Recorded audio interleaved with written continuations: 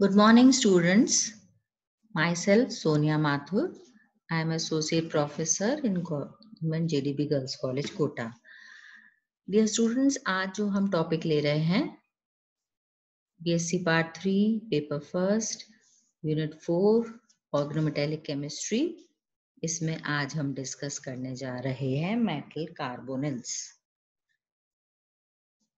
Metal carbonyls क्या होते हैं, इसके बारे में हम पूरा डिटेल में डिस्कस करेंगे कि कितने तरह के होते हैं मेटल कार्बोनिल्स, इनमें क्या इनका स्पेशल स्ट्रक्चर एंड बॉन्डिंग होता है, और इंडिविजुअल जो मेटल कार्बोनिल्स होते हैं जो हम क्लासिफिकेशन में डिस्कस करेंगे, उनकी अलग से स्ट्रक्चर एंड बॉन्डिंग, ये सब हम इस टॉपिक में डिस्कस करेंगे।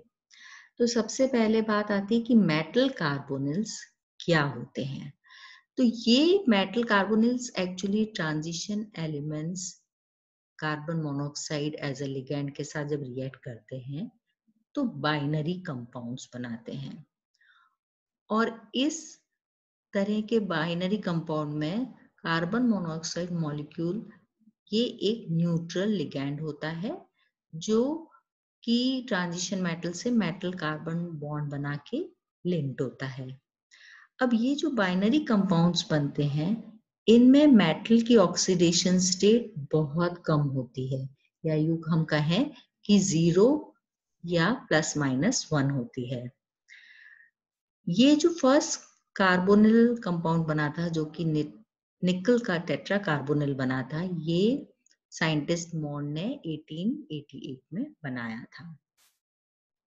अब हम सबसे पहले इसके क्लासिफिकेशन को डिस्कस करते हैं कि किस तरह से हम इन मेटल कार्बोनिल्स को क्लासिफाई कर सकते हैं।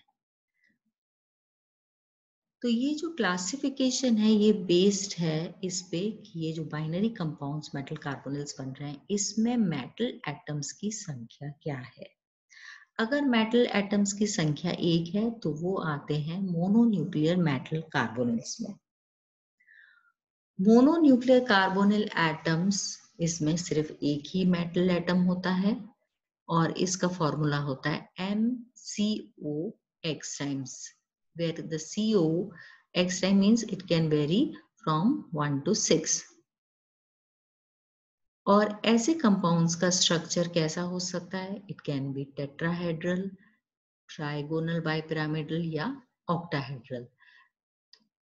जितने भी मेटेलिक कार्बोनिल्स होते हैं ये डायमैग्नेटिक इन नेचर होते हैं। नेक्स्ट कैटेगरी है बायोन्यूक्लियर मेटल कार्बोनिल्स की। इसमें 2 मेटल एटम्स होते हैं मेटल कार्बोनिल्स में, और इनमें एक ब्रिज्ड स्ट्रक्चर होता है। तीसरी कैटेगरी है पॉलीन्यूक्लियर मेटल कार्बोनिल्स की। इन कंपाउंड्स में मेटल एटम्स 3 या 3 से अधिक हो सकते हैं। अब इस टेबल में हम डिस्कस करेंगे ये जितने भी हमने क्लासिफिकेशन अभी बोला है।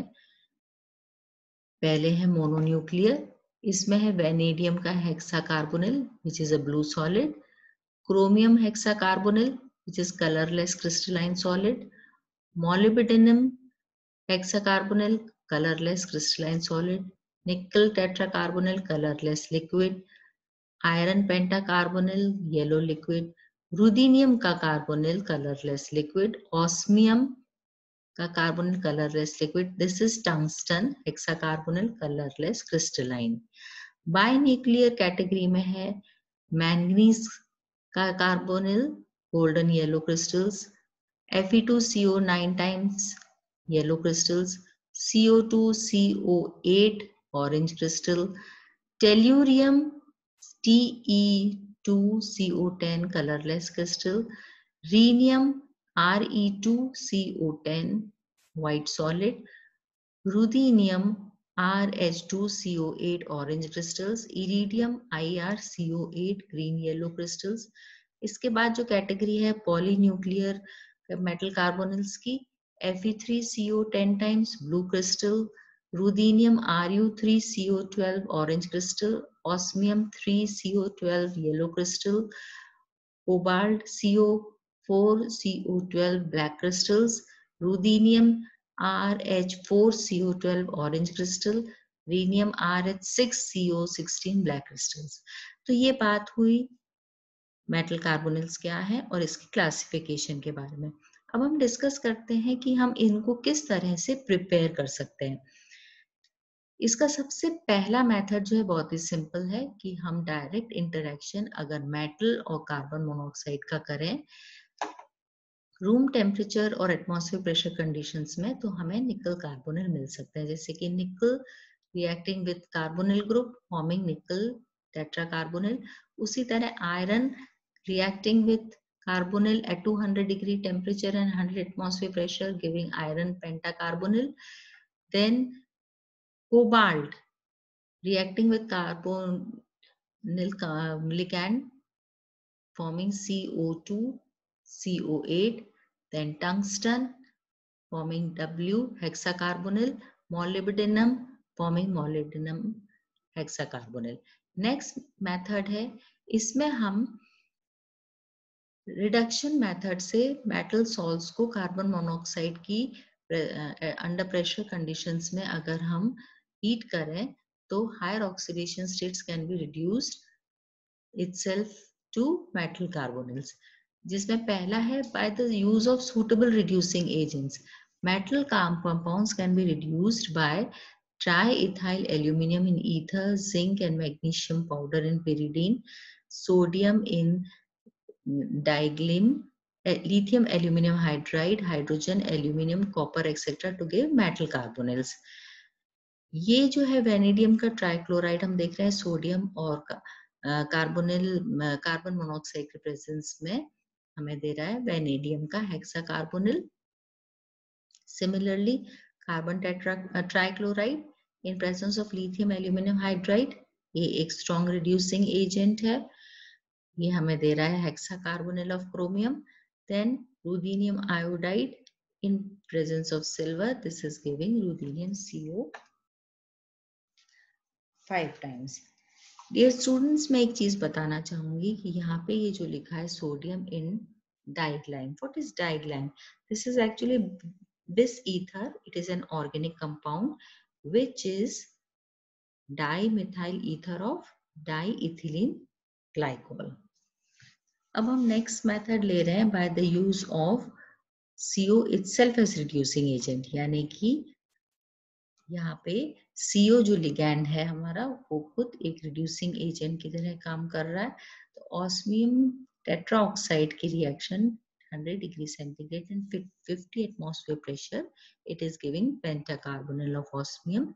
सिमिलरली अगर हम रीनियम का सल्फाइड लें तो यहाँ पे ये Re2S7 sulphide of rhenium carbon monoxide and it is forming pentacarbonyl of rhenium. Then third method is by the use of other suitable reagents.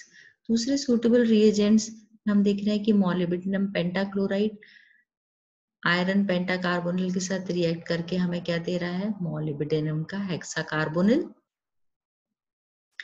उसी तरह से इस रिएक्शन में MnPHCO होल ट्वाइस टेट्राहाइड्रोफ्यूरिन की प्रेजेंस और 200 degree centigrade temperature and 200 atmosphere pressure हमें दे रहा है मैंगनीज का pentacarbonyl. Next method is by thermal और फोटोकेमिकल डिकम्पोजिशन। इसमें जो है polynuclear metal carbonyls can be prepared by thermal और फोटोकेमिकल डिकम्पोजिशन। तो यहाँ यूवी लाइट के प्रेजेंस में pentacarbonyl of iron is getting converted into Fe2CO9. Similarly, Fe2CO9 is being converted into Fe3CO12 and so on. अब हम discuss करेंगे इनकी कुछ physical properties.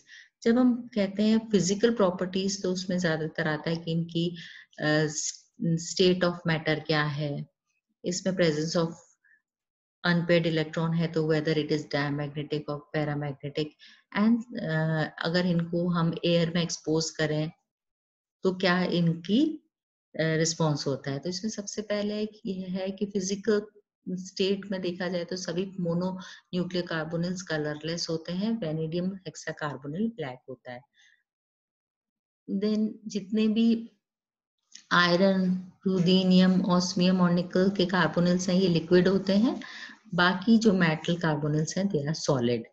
Then all carbonyls are typical covalent compounds and hence they are soluble in non-polar or organic solvents. Then nearly all carbonyls are diamagnetic, यानी कि ये इनमें unpaired electron नहीं होता, इसलिए ये डायमैग्नेटिज्म शो करते हैं। वेनेडियम जो है उसमें वो पैरामैग्नेटिक बिहेवियर शो कर रहा है, इसका मतलब उसमें एक अनपेड इलेक्ट्रॉन है। देन जितने भी iron or nickel carbons, they are readily oxidized with air, forming explosive mixtures. On the other hand, chromium, molybdenum and tungsten carbonates, they are quite stable in air. तो ये बात थी physical properties की।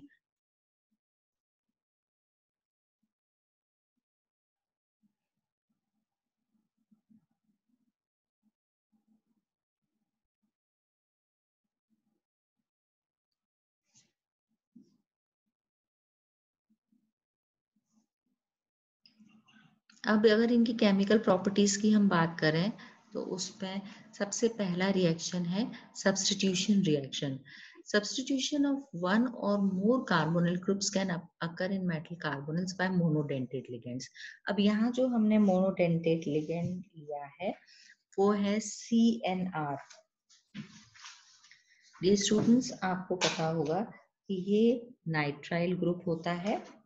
इसमें अगर हम अल्काइल ग्रुप को attach कर दें तो ये हो जाता है CNR। तो इस तरह से कार्बोनिल ग्रुप सब्स्टिट्यूट हो जाता है CNR से। या हमने अल्काइल की जगह एराइल ग्रुप ले लिया तो इस तरह से कंपाउंड बनता है। Then nickel tetracarbonyl with PCl3 and phosphorus trichloride gives NiPCl3 4 times and so on. Substitution can also occur by didentate ligands. Bidentate ligands like DIARS, this is diars. This is actually 1,2-bis dimethyl arsine benzene. तो ये जो आर्सीनियम से बन रहा है ligand, ये इस तरह से कंपाउंड बनाता है additive compounds. Then oxidation reactions, इसमें मेटल कार्बोनिल्स जो हैं ऑक्सीडेशन रिएक्शंस इस तरह से शो करते हैं। Reaction with X2 giving FeCO4X2. Similarly, where X is a halogen, यहाँ पे टेट्रा कार्बोनिल ऑफ निकल ब्रोमीन के साथ रिएक्ट करके निकल ब्रोमाइड बना के CO ग्रुप को रिलीज कर रहा है। इसके बाद हम ले रहे हैं रिडक्शन रिएक्शन। तो metal carbonyls can be reduced by NaOH और sodium metal. This can be shown for the following example. तो हम यहाँ देख रहे हैं कि क्रोमियम और वेनेडियम का हेक्सा कार्बोनिल सोडियम से रिएक्ट करके किस तरह से जो है इंटरमीडिएट कॉम्प्लेक्स आयन स्पीसीज बना रहा है।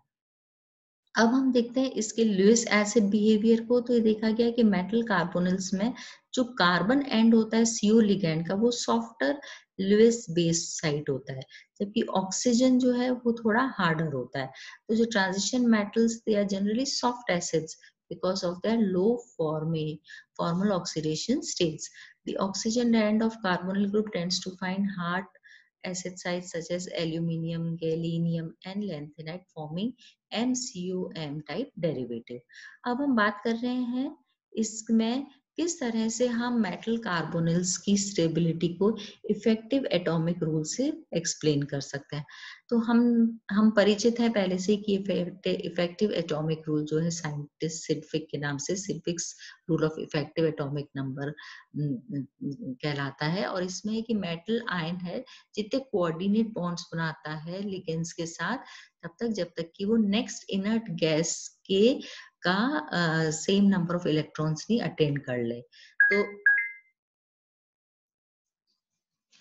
तो जब ये सिडविक एंड बेली ने इस रूल को मेटल कार्बोनिल्स पे अप्लाई किया तो ये देखा गया कि मेटल कार्बोनिल्स में मेटल जीरो ऑक्सीडेशन स्टेट में है और each CO molecule provides 2 electrons for coordinate bonding. So dear students, ये जो सिडविक वैली रूल है, इसके अकॉर्डिंग कार्बोनिल कंपाउंड्स में इफेक्टिव एटॉमिक नंबर क्या हो जाएगा? Atomic number of metal plus total number of electrons provided by the carbonyl molecules. तो अब हम इसको जब अप्लाई करते हैं इसमें, तो सबसे पहले हम ले रहे हैं mononuclear metal carbonyls having atomic metal with even atomic numbers. तो इसमें हम देखते हैं किस तरह से क्रोमियम, निकल, आयरन और मोलिब्डेनम, टंगस्टन को टेबुलर फॉर्म में। तो देखते हैं निकल, हमें पता है 3D सीरीज का एलिमेंट है, इसका एटॉमिक नंबर 28 है। So total number of electrons donated bye CO, जहाँ 4 कार्बोनिल ग्रुप्स है तो 8। So the effective atomic number of the metal is 36, जो कि क्रिप्टन का एटॉमिक नंबर है। Iron penta carbonyl, atomic number of iron is 26। 5 carbonyl groups हैं, तो ये हो गए 10 इलेक्ट्रॉन्स कार्बोनिल ग्रुप से, तो 26 + 10 36। उसी तरह से क्रोमियम में एटॉमिक नंबर क्रोमियम का 24 है, 6 कार्बोनिल अटैच्ड है, तो ये हो गया 12 + 24 अगेन 36। देन मोलिब्डेनम, मोलिब्डेनम का एटॉमिक नंबर होता है 42, 6 × 2 12/6 कार्बोनिल ग्रुप्स, तो ये हो गया 54। जिनॉन, उसी तरह से tungsten atomic number is 74, 6 carbonyl groups हैं, तो 12 जोड़ने पे बन जाता है रेडॉन का एटॉमिक नंबर, दैट इज 86। उसी तरह से रुदीनियम, जिसका एटॉमिक नंबर 44 होता है, लेकिन 5 कार्बोनिल 10 इलेक्ट्रॉन्स से जोड़ के 54 जिनॉन का हो गया। उसी तरह से ऑस्मियम का है 76 एटॉमिक नंबर, 5 कार्बोनिल एटम्स, तो +10 86 अगेन रेडॉन। उसी तरह से मोनोकार्बोनिल मेटल कार्बोनिल्स का देखें, मोनोन्यूक्लियर में किस तरह से कुछ कार्बोनिल्स हैं जो कि इसको रूल को फॉलो नहीं करते, जैसे वेनेडियम का हेक्साकार्बोनिल, वेनेडियम 23 है, 12 इलेक्ट्रॉन्स जो हैं वो कार्बोनिल मॉलिक्यूल से हो गए, पर लेकिन इफेक्टिव एटॉमिक 35 आ रहा है। उसी तरह से मैंगनीज का pentacarbonyl, manganese is 25 and 10 atoms add to give 35। Then in cobalt again 27 cobalt का एटॉमिक नंबर होता है, 4 × 2 = 8 इलेक्ट्रॉन्स कार्बोनिल से हुए तो 35 ही हो रहा है, तो ये एक्सेप्शन है। अब हम अप्लाई करते हैं 18 electron rule.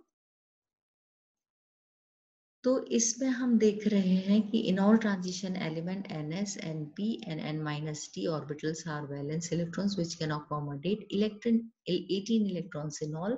Thus, formation of metal carbonyls by transition elements with even atomic number can also be explained on the basis of 18 electron rule, according to which in the formation of metal carbonyls, a metal combines with such a number of carbonyl groups so that total number of its valence electron becomes 18.